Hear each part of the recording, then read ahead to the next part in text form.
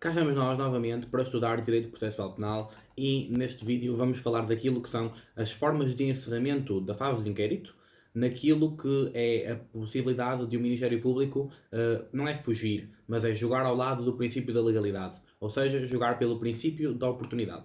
Figueiredo Dias, perante esta mistura, este confronto dos dois princípios, diz que o sistema português é uma mistura, é um princípio de legalidade aberto a soluções de oportunidade. E, portanto, estes mecanismos de diversão processual que temos são, em primeiro lugar, o arquivamento em caso de dispensa de pena e, em segundo lugar, a suspensão provisória do processo. Em ambos os casos, o Ministério Público tinha o que era necessário para conseguir deduzir uma acusação, ou seja, havia indícios, houve recolha de indícios suficientes para se falar da prática de um crime e de quem foi o seu agente, mas o Ministério Público, por diversas razões que vamos estudar agora, acaba por escolher não o fazer, não fazer a acusação e prosseguir por estes dois caminhos. Vamos falar do processo especial em direito processual penal, que é basicamente uma forma de progredir o processo mais rápido, tirando algumas fases por vezes e que depende muitas vezes daquilo que é a prova ou a forma como o arguido foi encontrado junto ao crime. Começamos então no artigo 280 do Código Processual Penal, com o arquivamento em caso de dispensa de pena. Aqui é necessário que haja uma menção em concreto para que isto seja possível. Se olharmos para o número 1, temos que ver que se encontra expressamente prevista na lei penal a possibilidade de dispensa da pena. Ora, no Código Penal, o artigo 74 é o artigo-chave aqui, mas podem haver outros artigos que também prevejam à parte isto. Portanto, quando estivermos a analisar um tipo de crime, devemos ver que tipo criminal é e, portanto, ver se aí se aplica. Mas, no geral, o 74 tem os requisitos e estes requisitos são, no geral, também aplicáveis em menções especiais. Depois, diz-nos que o Ministério Público, com a concordância do juiz de instrução, pode decidir pelo arquivamento do processo, se se verificarem os tais pressupostos do artigo 64. No entanto, isto é apenas na fase de inquérito, porque se for na fase de instrução, e isto diz-nos o número 2 do mesmo artigo, já vai ser o juiz de instrução criminal a optar pelo arquivamento, mas o Ministério Público aí terá de concordar. Vejamos. Se a acusação já tiver sido deduzida, ou seja, acabou a fase de inquérito, pode o juiz de instrução, enquanto esta decorrer, arquivar o processo com a concordância do Ministério Público e do arguido, se verificarem os pressupostos também da dispensa da pena.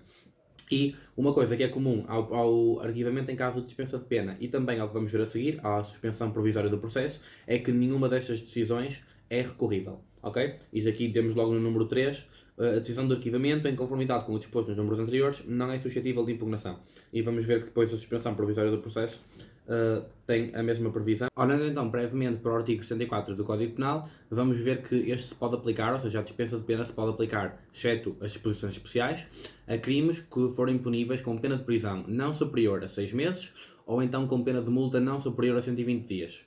Ou seja, aqui reparem, também no próprio artigo 64 do Código Penal, diz que o Tribunal pode declarar o arguido culpado, ou seja, no geral seria a condená-lo, mas não aplica qualquer pena. E os critérios a seguir são a ilicitude do facto e a culpa do agente forem diminutas, ou seja, haver pouca culpa e o facto não ser uma criminalidade muito alta, portanto, criminalidade média, pequena. Se o dano tiver sido reparado, portanto, se aquilo que foi provocado, quer à sociedade, quer a uma vítima em concreto, tiver sido reparado, e por fim, se não só puserem razões de prevenção especial, de prevenção geral e especial. O que é que acontece aqui? Isto dá alguma margem ao Ministério Público para poder decidir se estão cumpridos ou não estes critérios. Portanto, é preciso um preenchimento deste requisito. De seguida, quanto à suspensão provisória do processo, temos o artigo 281, que nos diz, em primeiro lugar, qual é o tipo de crime a que isto se aplica. Se o crime for punível com pena de prisão não superior a 5 anos ou com sanção diferente de prisão, portanto, imaginem a proibição de exercer certas profissões ou certas funções, com pena de multa, etc.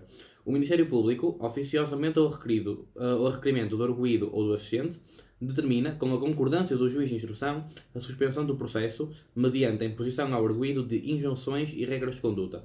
Ou seja, o processo já vai decorrer, resolve-se suspender o processo, mas vão-se aplicar algumas regras ao arguido e ele terá que as cumprir. Se não as cumprir, volta a poder ser julgado.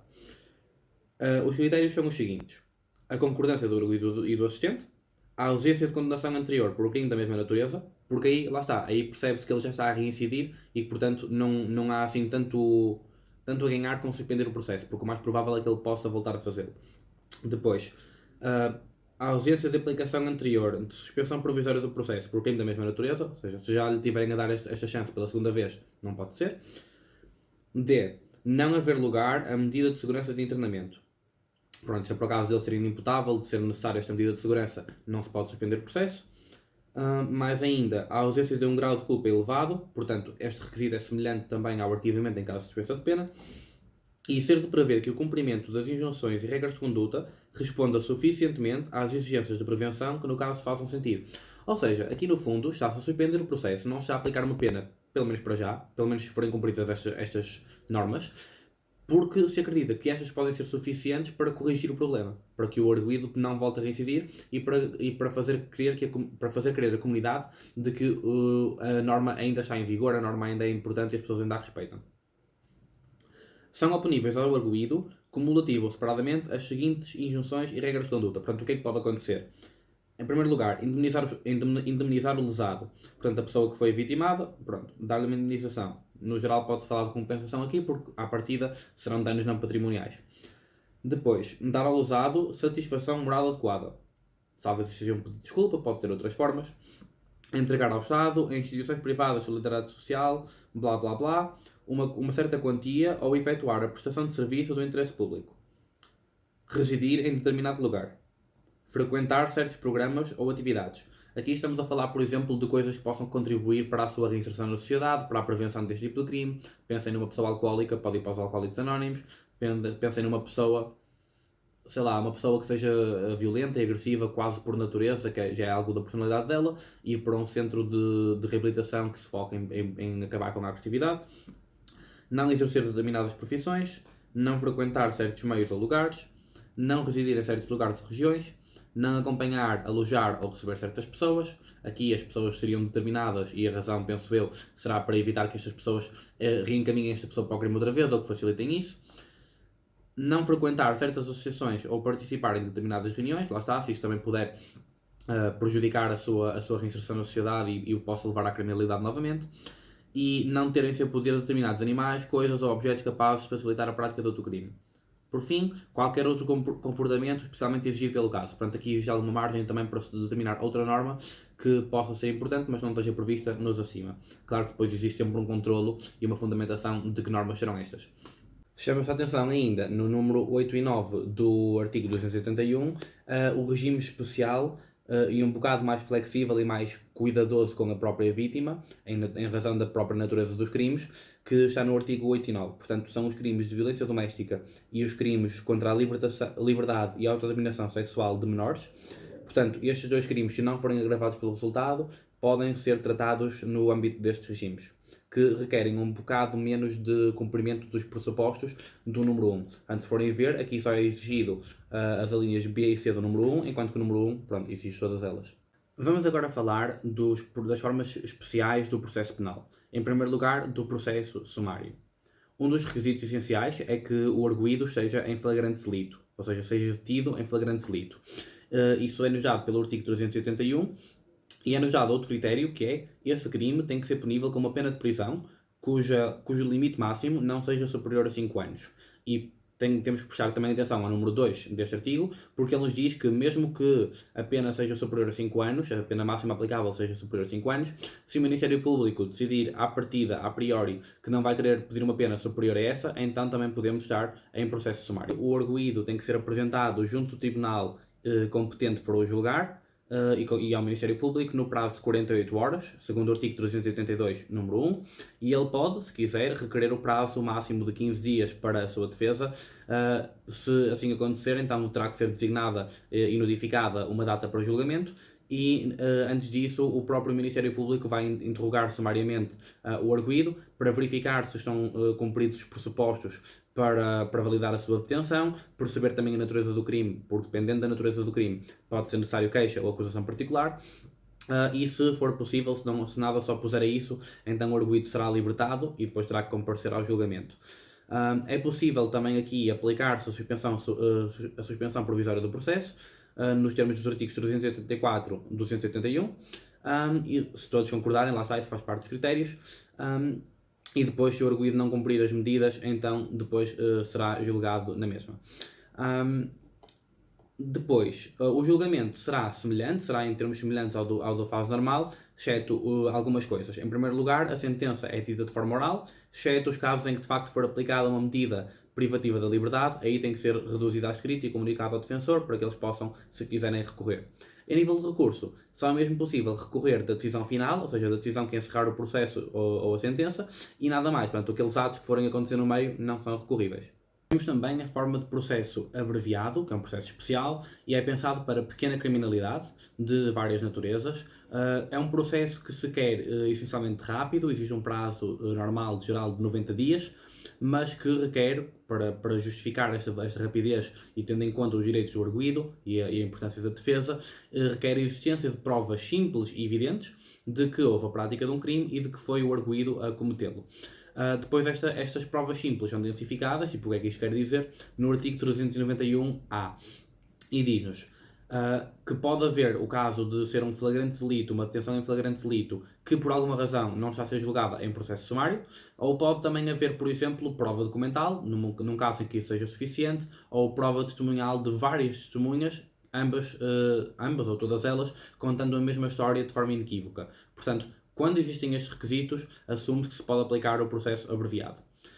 Ainda está aberta a possibilidade aqui de se aplicarem mecanismos de diversão processual, como os dois que aprendemos antes, e existe a possibilidade de, se por alguma razão se verificar que não são cumpridos estes critérios acima, por exemplo, as provas não serem assim tão simples e evidentes, é possível o reenvio para outra forma de processo. O julgamento será semelhante ao comum, terá uma tramitação semelhante, com alguns detalhes que podem ver nos artigos 391 e seguintes. A sentença também é lida oralmente como no processo sumário, exceto se for necessário passá-la a escrito para poder haver recurso, no caso de medida privativa da liberdade. O processo sumaríssimo em Portugal é praticamente inexistente e consiste num acordo entre o arguido e o Ministério Público ou entre o arguido e o assistente que esteja a deduzir a acusação particular. Portanto, dá para todas essas naturezas de crime, no entanto, dependerá de com quem é que o arguido tem que fazer o acordo. E depois, essencialmente, aquilo que o juiz vai fazer é homologar jurisdicionalmente esse acordo. E isso depois acaba por ter a forma de uma decisão condenatória. Portanto, o âmbito de aplicação, segundo o artigo 392, são crimes puníveis com pena de prisão não superior a 5 anos ou com pena não privativa da liberdade, e depois, lá está, podem haver as várias naturezas. Qual é o procedimento deste? O Ministério Público começa por elaborar um requerimento para a aplicação desta forma de processo e esta deverá ser escrita, deverá respeitar os requisitos do artigo 394 e termina, no fim, claro que termina no fim, com a sanção exata e precisa de que está a ser proposta. Portanto, neste caso será uma sanção não privativa da liberdade, senão o acordo não vai para a frente, e o valor da indemnização arbitrária. O juiz pode ou não aceitar, não há recurso à decisão do juiz de aceitar ou não, segundo os requisitos do 395, e pode fixar uma sanção diferente, inclusive daquela que vinha no acordo, mas se o fizer, o arguido e o Ministério Público vão ter de concordar com ela. Depois, o arguido tem 15 dias para se opor ou aceitar. Se o arguido aceitar, se o arguido aceitar, vai tudo para a frente. Se o arguido recusar, passa para outra forma de processo. E se o arguido, ao fim de 15 dias, nada disser, vamos interpretar aqui o silêncio tacitamente como uma aceitação. Finalmente, se o juiz aceitar a sanção proposta, condena o arguido no seu cumprimento, isto é irrecorrível nos termos do artigo 397, número 2. Se o juiz mudasse a sanção sem o acordo do Ministério Público ou do arguido, neste caso, ou então do arguido e do assistente que está a deduzir a acusação particular, a homologação jurisdicional por parte do juiz seria nula. Enfim, espero que tenha sido útil este vídeo. Se tiverem dúvidas, deixem nos comentários ou mandem mensagem. Bom estudo!